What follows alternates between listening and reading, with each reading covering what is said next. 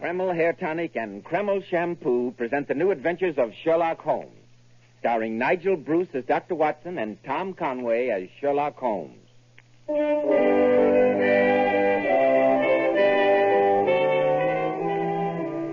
Now it's time for our weekly visit to Sherlock Holmes' famous colleague, our good friend, Dr. Watson. Good evening, Dr. Watson. Good evening, Mr. Bell. Sit down and make yourself comfortable. I'm glad to see you. It's always good to see you, Dr. Watson. And judging from the confusion of papers on your desk and the open dispatch box, I deduce that you have a story for us. Absolutely correct, Mr. Bell. I can see that your powers of observation are improving through association with me. I've been looking forward eagerly to this story, the adventure of the Submerged Nobleman, I believe you called it. Extremely odd title. But a most accurate one, my dear chap, as you will see. But first, I know that you're anxious for a word with our listeners. Yes, Dr. Watson, I am. I'd like to tell our listeners about a modern trend in hair grooming that's in such great demand today among men who value their appearance. It's called Kreml Hair Tonic. Kreml keeps hair handsomely groomed from morning until night, just the way you combed it in the morning. This is because Kreml contains a special combination of hair grooming ingredients which is found in no other hair tonic. This wonderful, natural-looking hair dressing has just enough light oil to keep hair perfectly groomed with an attractive, healthy-looking luster. Yet Kreml never leaves the hair looking or feeling greasy or sticky. Kreml always looks and feels so clean on both hair and scalp. A nationwide favorite among America's top-flight executives and most successful men. Be sure to try it. Kreml, Kreml Hair Tonic.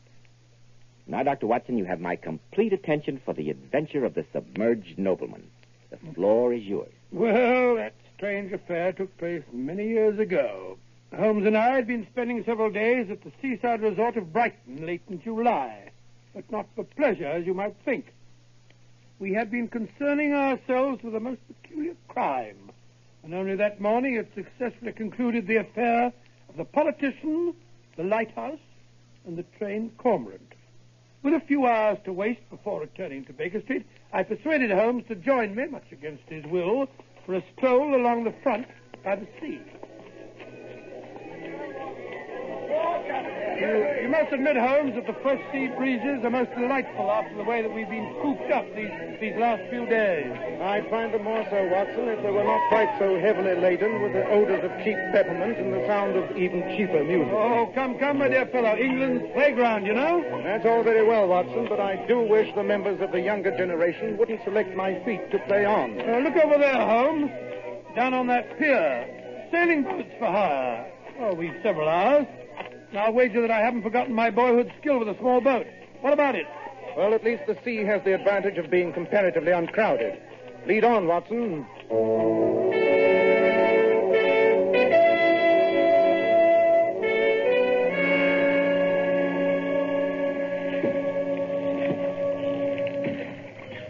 I must congratulate you, Watson, on your skillful handling of our craft. You reveal a talent I didn't know you possessed. I haven't done it for years. I don't seem to have lost the knack, though, do I? How far are we from shore? About 2 miles, I should say. Wind's rising, too. I think we'd better put about. But now, watch your head, Holmes.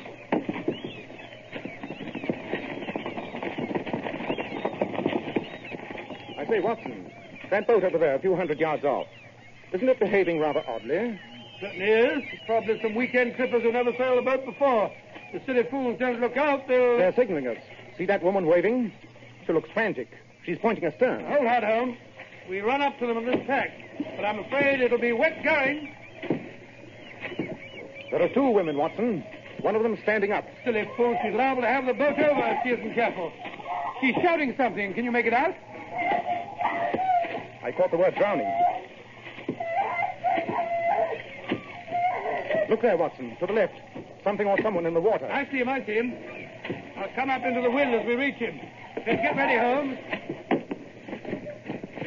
A little more this way. There. I've got him. Give me a hand here, Watson. Right, you are. Drag him in. Careful. Sure you can. You're right. Well, we better take him in tow, Holmes. I'm afraid there's nothing we can do for this poor fellow, Watson. There's not even the faintest sign of a pulse. Stand still. We'll be with you in a minute. Holmes, we'd better take the two ladies aboard with us. Catch hold as we come alongside. My husband. Is he all Here, right? give me your hand. That's right. I'm afraid it's hopeless, madam. By the time we reached your husband, it was all over. Oh, that was. There, my dear. You must control yourself. It's the Lord's will. I've got their boat secured, Holmes. I'll head straight to shore. Dad, if only he hadn't insisted on going. You've nothing to reproach yourself with, my dear. May I suggest, gentlemen, that you steer for that strip of sandy beach beyond the headland there, where you see the large white house just above. That's Lord Hollis's house. All right, you are. We'll be there in a few minutes with this following wind. Thank you. The gentleman whom you attempted to rescue was Lord Hollis. This is his wife, Lady Diana, and I'm her companion, Miss Cartwright. I must thank you for coming to our rescue. Not at all. I'm only sorry we were not in time to save Lord Hollis's life. This is Dr. Watson, and my name is Sherlock Holmes. She's fainted, poor child. And after what's happened, no wonder.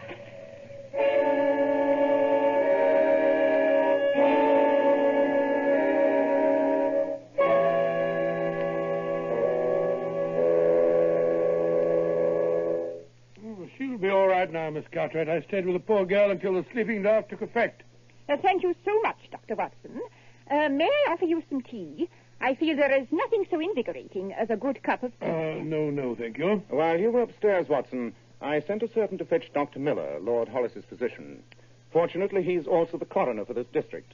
I'm sorry that you gentlemen are leaving for London this afternoon.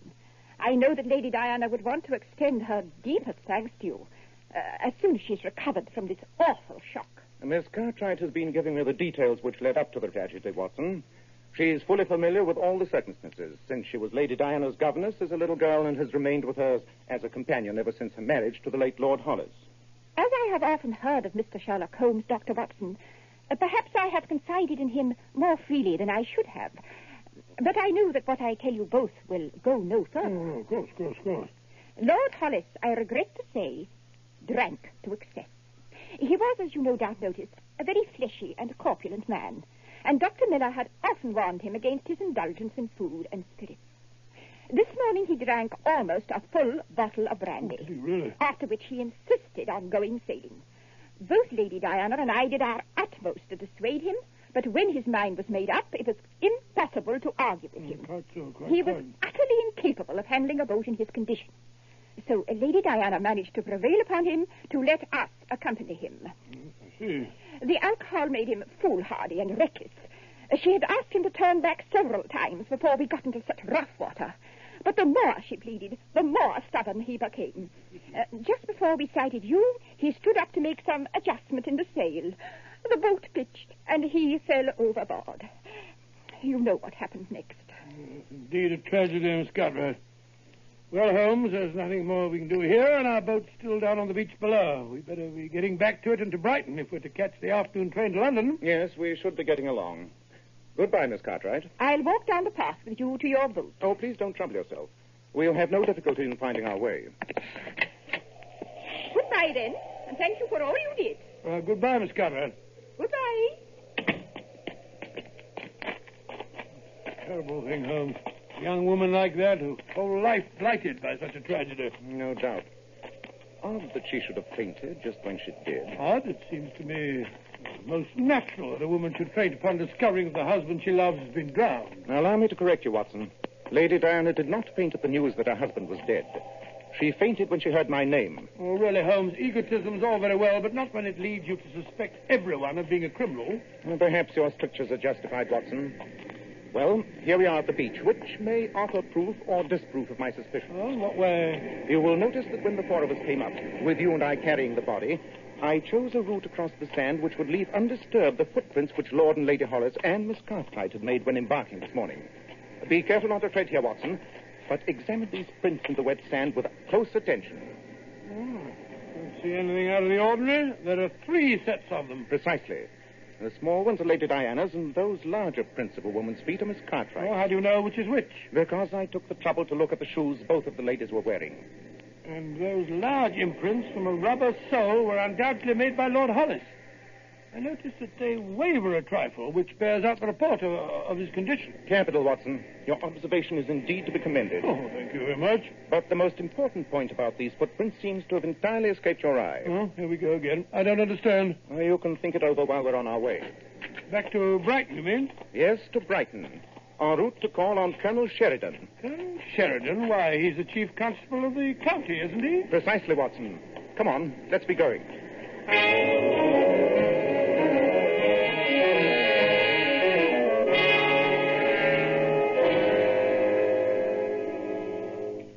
I must admit, Mr. Holmes, that I'm deeply shocked by the suggestion you just made. I can easily understand that, Colonel Sheridan. Nevertheless, I feel it my duty to lay the evidence before you. Flimsy evidence, you must admit, Mr. Holmes. Flimsy, perhaps. But it offers food for thought. Lord Hollis' footprints in the sand were not nearly as deep as those left by his wife and Miss Cartwright. This despite the fact that he was an unusually heavy man. You're right, Holmes. I noticed that. I'm sure you did, Watson. There's no need to be sarcastic. And your conclusion from those footprints, Mr. Holmes? The extreme depth of Lady Diana's and Miss Cartwright's prints admits of only one conclusion, Colonel. What? You mean their feet sank into the sand because they were carrying something heavy? Not something, Colonel. Someone. Good heavens, Holmes. Lord Hollis's body? Quite. But dash it all, man, we saw the man drown. I fear I must correct you, Watson. We saw the man's body floating in the water. We did not see him drown. I fear we would need far more convincing evidence than those footprints, which the tide has probably washed away by now, even to consider the necessity for action by the police, Mr. Holmes. I understand your position, Colonel. May I request, however, that Dr. Miller, the coroner, conduct a most thorough post-mortem? Of course. With special attention to any possible bruises on the body. Any evidence indicating that Lord Hollis might have been struck a blow that rendered him unconscious before he was pushed overboard. I shall instruct Dr. Miller accordingly, Mr. Holmes, but I still can't believe there's anything wrong. I've known Edward Hollis since he was a boy. He was a fine chap, generous, excellent rider to hounds, although a bit over fond of the bottle. Yes, Miss Cartwright told us. Oh, Miss Cartwright. Ooh, that woman gives me the cold shivers. She's got an eye like a basilisk. What about Lady Diana, Colonel? Well, I can't say that I know much about her. We called when they were first married, but my wife and her friends didn't seem to feel that she was quite, you understand. Pretty little thing, I thought. Oh, very, very. Don't know where she came from before she married Hollis. I have an idea of what my wife once said. She had a rather checkered past. I know she didn't have a penny to her name before she married. Well, Colonel, we must be on our way. I would appreciate it if you'd mail me a copy of the coroner's findings to 221B, Baker Street. Glad to, Mr. Holmes. But I hope you will be disappointed.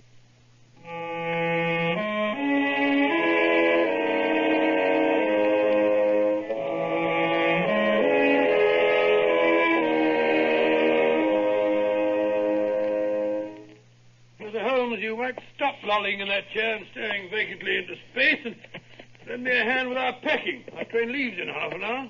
Eh? Oh, all right. I can't help wondering, though. Oh, wondering what? About those footprints. Holmes, you're getting morbid. If either of the ladies hit Hollis over the head, there would have been a mark. I could swear there was no such mark on the body. Possibly, but still. And if he was poisoned, the coroner's report will show it. But if he were neither hit over the head nor poisoned... Oh, but how else could a frail little woman like Lady Diana overcome a robust man like her husband? Just wasting your time, Holmes, if you ask me. I didn't. Didn't what? Ask you. Oh, there you are. Well, that finishes my packing. I only wish I had time for a tub before the train. What did you say? I said I only wish I had time for a tub, bath, before the train. I'm a bit on the salty side since I sailed this morning. By Jove, Watson. Thank you. What are you talking about? Yes, it's a possibility. A distinct possibility. Come on, forget that train. You and I are going to pay a visit to Dr. Miller, the coroner.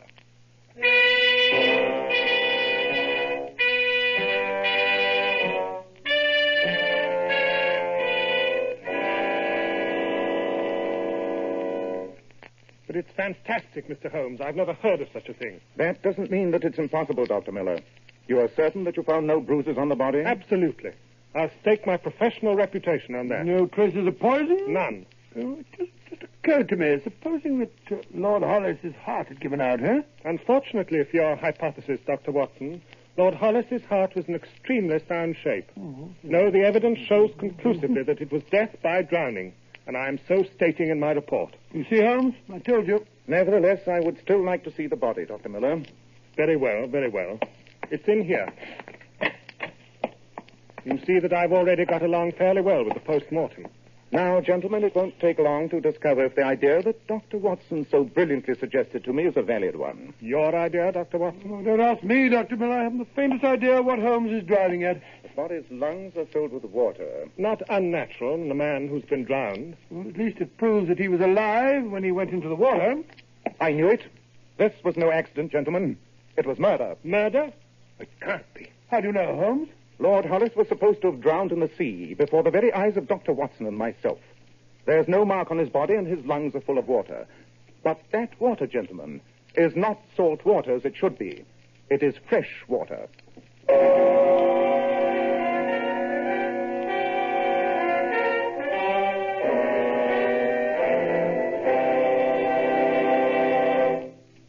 In just a moment, we'll return to Sherlock Holmes as he endeavors to solve the mystery of the strange death of Lord Hollis. Men, it's never too late to help improve the appearance of your hair. And when you buy a hair tonic, why not buy one that does lots more than just keep hair looking handsome? Why not get your money's worth and buy Kreml hair tonic? No other hair tonic keeps the hair more neatly groomed and attractive looking. Kreml gives hair that handsome, clean-cut appearance, as if your barber had just combed it. In addition, Kreml is simply great to lubricate a dry scalp. At the same time, it removes itchy, loose dandruff and leaves the scalp feeling so clean, refreshed, and alive. No wonder Kreml is preferred among America's most prosperous men. Buy a bottle of Kreml at any drug counter. Ask for an application at your barber shop. Use this highly specialized hair tonic daily for better groomed hair, a more hygienic scalp. Kreml, Kreml hair tonic. Now, Dr. Watson, what happened after Sherlock Holmes' startling discovery that the late Lord Hollis had been drowned in fresh water? We returned to our hotel with all thoughts of going back to London in abeyance. Holmes paced up and down, deep in thought. His pipe was clenched in his jaws, and the room was blue with the fumes of tobacco. A fiendishly clever plot, Watson, and one which came within the tiniest margin of succeeding. Well, I can't argue with the evidence, Holmes, but I still fail to see how a little slip of a girl such as Lady Hollis could forcibly overpower and drown a strong, active man, unless you're suggesting that her husband was so drunk as to be in a stupor when he was killed. Not at all. There is one set of circumstances under which even a small person would have no difficulty in drowning a much larger one. Come here, Watson, and I'll give you a demonstration. Now, if you'll seat yourself in the bath and imagine for a moment that you are Lord Hollis. Well, it feels rather silly, though. Excellent. Now, lean back in the tub, relaxing, enjoying your imaginary bath. All right, now what? In the part of Lady Diana, I enter, walk over to you with some casual remark, and suddenly do this. You see? Pulling a person's feet suddenly upward while he's in the tub, and there's your result. Oh, all right, my dear fellow, all right. But that's it all. Will you let go my feet? If that tub had been full of water, my dear fellow, your head would now be submerged despite your most violent struggles. And in that position, as you can see, it is utterly impossible to get a grip on the sides of the tub. Yes, most convincing. I shall keep my bathroom door locked in the future when I'm having a bath. The difficulty, Watson, rests not in convincing you, but a jury. Our evidence is slender in the extreme. A clever defense lawyer would have no difficulty in tearing so tenuous a thread apart, if I know anything about juries. You mean to tell me, Holmes, that the perpetrator of so fiendish and cold-blooded a crime is to be allowed to go free? Let me call your attention, Watson, to the fact that both Lady Diana and Miss Cartwright, beneath their frail and helpless exteriors, must be women of the utmost resolution and determination. Perhaps the two of them had planned out the whole grisly business far in advance. At any rate, after Lady Diana drowned him, they must have taken the dead man from the tub, dressed him, and together, one at his feet and one at his head, carried him down to their boat. That, of course, accounts for the deep indentations of their footprints. But Lord Hollis's prints? Very simple. Once the body was in the boat with Miss Cartwright guarding it, Lady Diana walked down the shore below high tide mark and up to the house by another route. I see. And then she put on a pair of Lord Hollis's shoes, walked down to the boat, thus creating the prints that were supposed to be his. Quite so. Then they sailed out, waited until some boat was near enough for their signals of distress to be visible, slid the body overboard, and began to act out their little drama. It all hangs together. As an explanation, yes. As evidence, no. And as I told you at the beginning, Watson, those two women are not the type whom a simple accusation will break down. You can wager that the loyal Miss Cartwright will guard her mistress's secret with her life. And as for Lady Diana, a woman capable of killing her husband in so diabolically clever a manner will not break under accusation. She'd be more likely to sue for slander. What on earth are you going to do, Holmes? You've sometimes told me that I have queer friends in London, Watson. Hmm? I have a plan which depends upon one of them. I shall go out to London tonight. Meanwhile, I want you to make discreet inquiries from Lord Hollis's bankers and his lawyer and see what evidence you can obtain as to his financial affairs. I feel that we may find a large part of the motive there. Right you are, Holmes. When will you return? If all goes well, I'll be back tomorrow night. I want you to call on Lady Diana and engage her and Miss Cartwright in conversation at precisely 9 o'clock tomorrow evening. Don't fail me, Watson. It is vital that you carry through your part.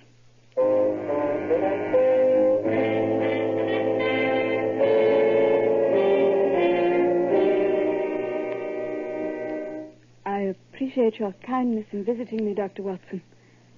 I'd been under the impression that you and Mr. Holmes left yesterday for London. No, we decided to remain in Brighton for a few more days, Lady Diana.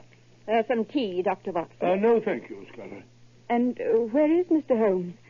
I hope to have the opportunity of thanking him in person for all you both did. Holmes? Is this Holmes? I don't quite know where he is at the moment. He's a difficult fellow to keep track of, you know. Wasn't it the front doorbell, Carter? Yes. I'll go. The servants have retired. Can I offer you some other refreshment, Dr. Watson? Perhaps you'd like some brandy. No, thank you. I never touch it. Good evening, Lady Diana. Watson. Good evening, Mr. Holmes. I was just telling Dr. Watson that I hoped you'd give me the opportunity of... I'm afraid you're under a misapprehension, Lady Diana. I'm not calling upon you in a social capacity. I'm afraid I don't understand. Really, Mr. Holmes, your behavior is rather odd, to say the least. I found your notes at the hotel, Watson, where you'd left them for me. They complete the picture very thoroughly. Unless you can give some other explanation of your conduct, Mr. Holmes, I must ask you to leave at once. I am about to offer you an explanation, Lady Diana, although it is one you will not like. I am accusing you, with Miss Cartwright as accessory, of the murder of your late husband. Mr. Holmes, how dare you? I can only suppose that your trade of chasing criminals has turned your brain. I could sue you for slander, but I won't. I won't dignify your insane accusation by doing so. You see, Watson, just as I expected. Lady Diana, Dr. Watson's investigations have revealed some interesting facts. Your late husband was an extremely wealthy man, and you are his sole legatee. You yourself were penniless when you married Lord Hollis, a man 25 years older than you. Yesterday morning, he had a bath while drunk, and you entered his bathroom and drowned him. You and Miss Cartwright put the body on the boat, duplicated your husband's footprints, and staged the accident which Watson and I witnessed. Changed my mind, Mr. Holmes. I shall sue you for slander, for every penny that I can obtain. Well said, my dear. This man should be made to pay for his vile accusations. Well, you better sue me at the same time, Lady Diana. I associate myself with everything that Holmes has said. Thank you, Watson. But before you start suit, Lady Diana, I want you to show me the late Lord Hollis's bathroom. Don't do it, Lady Diana. I'll awaken the servants and have these men thrown out. I shall do it, Carty. Only to prove to this fool how baseless his suspicions are. Come with me. This way up the stairs. Here, my dear. Let me go ahead with the lamp. There is the door of my late husband's bath. Open it. Look for yourself. Although what you expect to find... It's Edward! Carty! Careful. There goes the lamp. I told you he'd come back, Carty. You said we'd be safe. Shut up! I won't. You told me nothing could happen. You said it was foolproof. Now he's come back. I always said he was. Watson, fetch Colonel Sheridan. He and the inspector are waiting outside.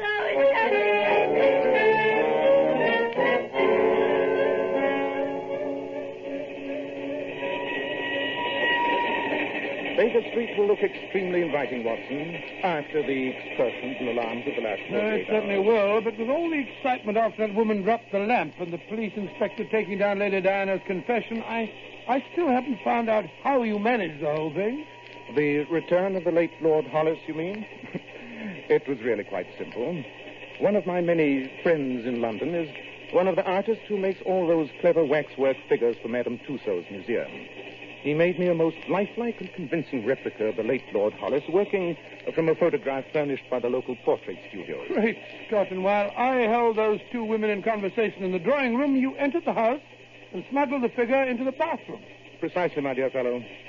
As I told you, only a very sudden and intense shock would ever have scared a confession out of that extremely self-possessed murderess, Lady Diana, and her evil genius, Miss Cartwright. Shock. I don't mind telling you, Holmes, that if I'd been carrying that lamp, I'd have dropped it myself when I saw that figure. Took 10 years off my life.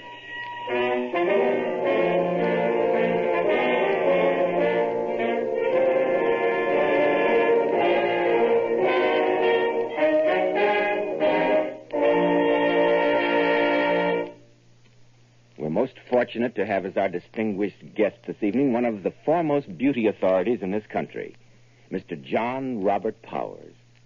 Mr. Powers is often called a king of glamour because he has glorified so many of America's most beautiful women, his famous Powers girls.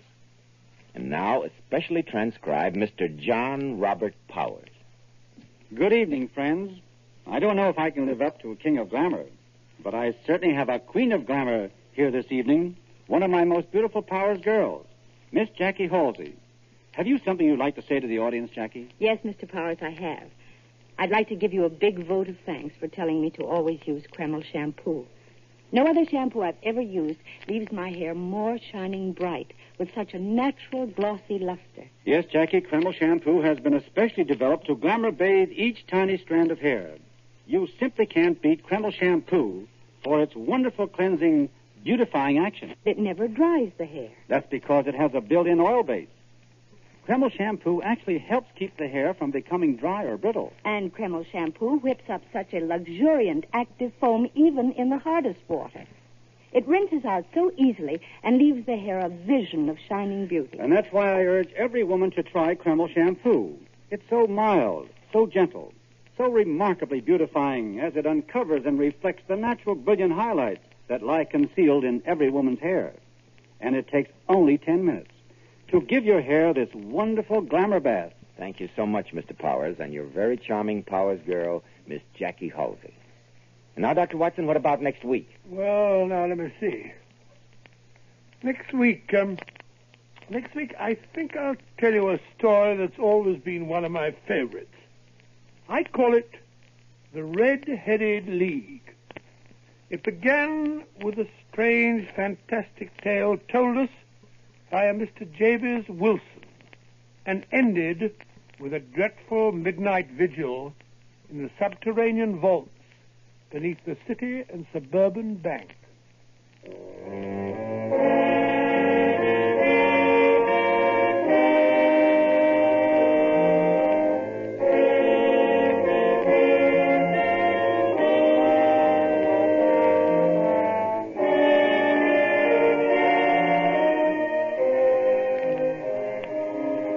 Tonight's new Sherlock Holmes adventure was suggested by an incident in Sir Arthur Conan Doyle's story, The Adventure of the Veiled Lodger. Nigel Bruce appeared through the courtesy of Universal International Pictures. Tom Conway by permission of Eagle Lion Pictures. The Sherlock Holmes series is produced by Tom McKnight, with original music composed and conducted by Alex Steiner. This is Joseph Bell, speaking for Kreml Hair Tonic and Kreml Shampoo, and inviting you to be with us next week at this same time, when Dr. Watson will tell us about the Red-Headed League.